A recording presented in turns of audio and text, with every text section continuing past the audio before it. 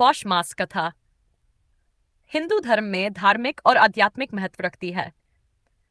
पौष मास, जो आमतौर पर दिसंबर जनवरी के बीच आता है, भगवान विष्णु और सूर्य देव की पूजा का पवित्र समय माना जाता है। इस मास में सूर्य देव की उपासना विशेष रूप से फलदायी मानी जाती है।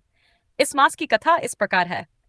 पौष मास की पौराणिक कथा पुराणों में वर्णित है कि प्राचीन काल में एक गांव में एक गरीब ब्राह्मण परिवार रहता था। वह परिवार धर्म कर्म में आस्था रखता था, परंतु अत्यंत गरीबी से ग्रस्त था। एक बार उस परिवार की स्त्री ने अपने पति से कहा, हमारे पास खाने के लिए भी कुछ नहीं है। आप कहीं जाकर भगवान से हमारी मुसीबतों का हल पूछिए। ब्राह्मण जंगल में तपस्या करने चले गए। उनकी तपस्या से प्रसन्न होकर भगवान विष्णु ने दर्शन दिए और कहा, हे ब्राह्मण, पौष मास में सूर्य देव की आराधना करो। इस मास में ब्रह्म मुहूर्त में स्नान कर सूर्योदय के समय अर्घ्य दो और भगवान विष्णु की पूजा करो। इस मास में दान पुण्य करने का भी विशेष महत्व है। ऐसा करने से तुम्हारे सारे कष्ट दूर हो जाएंगे। ब्राह्मण ने पौष मास में नियम पूर्वक सूर्य उपासना और विष्णु पूजा की। इसके फलस्वरूप उनकी गरीबी दूर हो गई और उनका परिवार सुख शांति से जीवन व्यतीत करने लगा। पौष मास के नियम और महत्व। सूर्य अर्घ्य।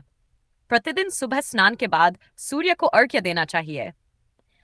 दान पुण्य। पौष मास में अन्न, वस्त्र और तिल दान करना बहुत पुण्यदायी माना जाता है।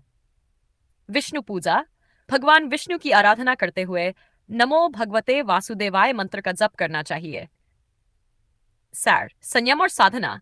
इस मास में ब्रह्मचर्य और सात्विक भोजन का पालन करना चाहिए। पौष मास के व्रत और त्योहार। पौष पूर्णिमा। इस दिन स्नान और दान करने से अक्षय पुण्य की प्राप्ति होती है। सूर्य षष्ठी व्रत पूजा। यह व्रत सूर्य देवता को समर्पित है और इस समय उनकी पूजा करना विशेष लाभकारी माना जाता है। वैवस्वत संक्रांति। सूर्य के उत्तरायण होने का समय, जो इस मास में होता है। पौष मास की कथा और उसकी विधियों का पालन करने से जीवन में सुख, शांति और समृद्धि आती है। यह मास ईश्वर के प्रति श्रद्धा और आस्था को गहराई से समझने का अवसर प्रदान करता है।